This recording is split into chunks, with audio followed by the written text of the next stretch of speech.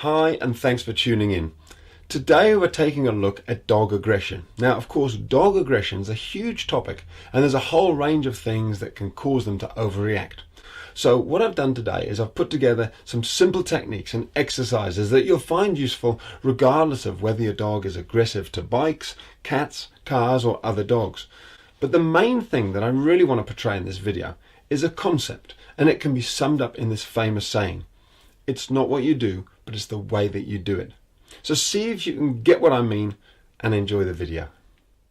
So in this consultation I'm working with Tane. He's an 18-month-old Staffy Cross Mastiff, and his owner has asked me to come and assess him around other dogs because when he was about 8 months old, something like that, he started becoming a little bit dominant and aggressive. His owner kept him away from other dogs because he didn't want any trouble, and it's just sort of that period of time that he's been away from other dogs has got bigger and bigger, and now he really hasn't been around dogs for a long time. So I'm not taking any chances with him. We've got a muzzle on him, we've got him on a harness there, and I'm going to ask his owner to walk out onto the grass, and then I'll bring one or more of my dogs over, and I want to show you how I work this sort of situation. So the first thing we need to do is really keep control of the situation. So you can see I've got two of my dogs there on leashes. That's the two boys. They're very good, but the last thing I want is them jogging over to say hello, so I'll keep control of them with a short leash.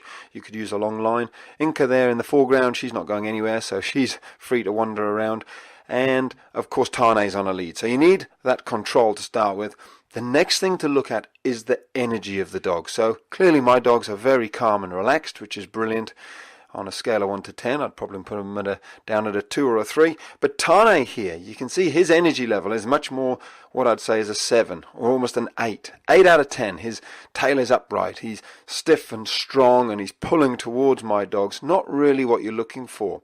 So when a dog's feeling like this, confident, strong, and almost looking for a bit of trouble and sort of wanting to man up, the best thing to do is give them some time. Just move them away. They're not ready yet. And time's on your side. As you'll see, Tane will calm down, but you don't want to bring him over to meet the dogs in question when he's in that sort of state.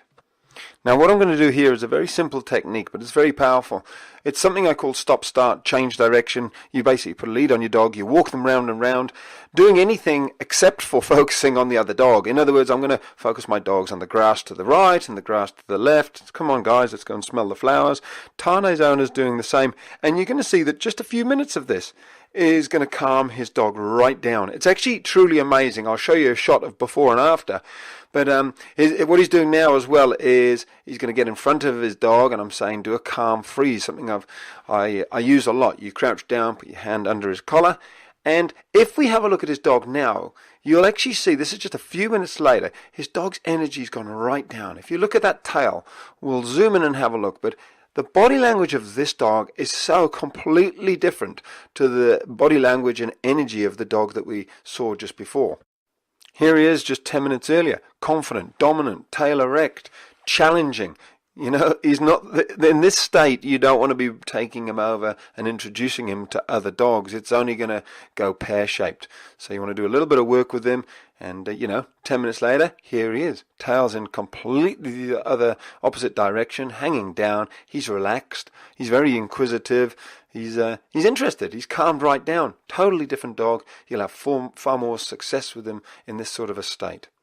So now that Tane's calmed down somewhat, I'm going to apply a technique that I call the parallel walk, and it's quite fascinating. I'll just let all of this roll and talk you through it. The parallel walk is exactly as it sounds. It's where you walk parallel to the other dogs, and as you can see, we've started off quite far apart from each other, walking parallel, but we're going to move closer and closer together. Now, the idea behind this is it's the exact opposite of a sort of a predatory attack from the front. If you think about it, all animals are used to the sort of predatory locking on and running straight at another animal to attack them. So if you're coming straight at an animal, dog, they can feel very threatened. It's why when you meet a dog on the pathway who's coming towards you, it can be quite threatening. However, dogs, when they walk parallel like this, it's far more like they're part of a pack. If you think of a pack of wolves, they all walk in the same direction. And here we've moved much, much closer together. And Tane's, he's throwing his head around. He's actually wanting to get towards my dog Jack, so we just move away apart a little bit there. But he's doing really well.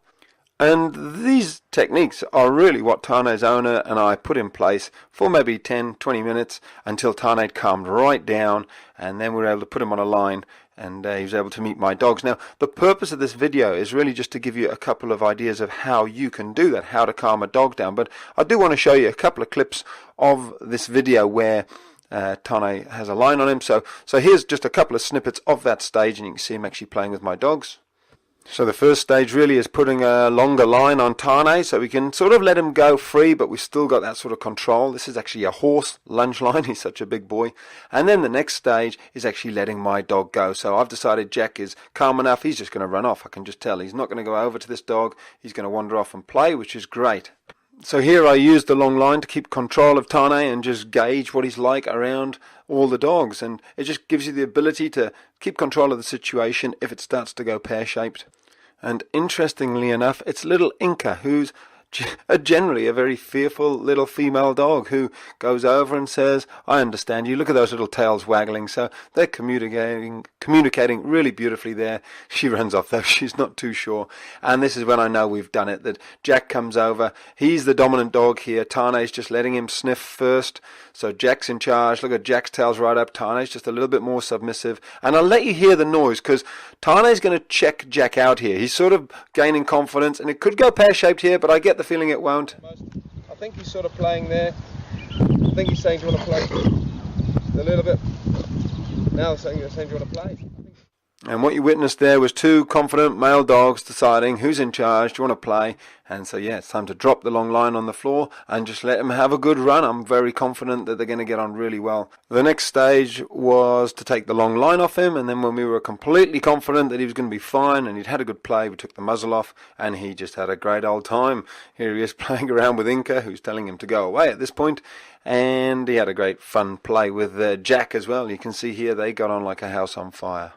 So there you have it. In my opinion, Tane is a good dog. He's a lovely boy. He's sociable, but he has got the tendency to be a little bit dominant. So you do want to understand how to be the pack leader at home. That'll keep his dominance right down, and he'll be far more tolerant around other dogs. And some of the key stages in getting him off leash: first of all, we kept control of him at the very beginning using those leashes and the long line. Secondly, we were constantly reading the energy, the situation. Every situation was different, and if it wasn't right, then we just moved him away. So just walk away, focus on something else, and just remember, there's no rush. Take your time, because time is on your side. So there you go. As you can see, we turned a potentially volatile situation into a really successful day, and we gave Tane some much deserved freedom and socializing off leash, and we gave his owner some hope. Back at Tane's home, I also went through with his owner the importance of leadership, because this will actually be the foundation on which the relationship is built.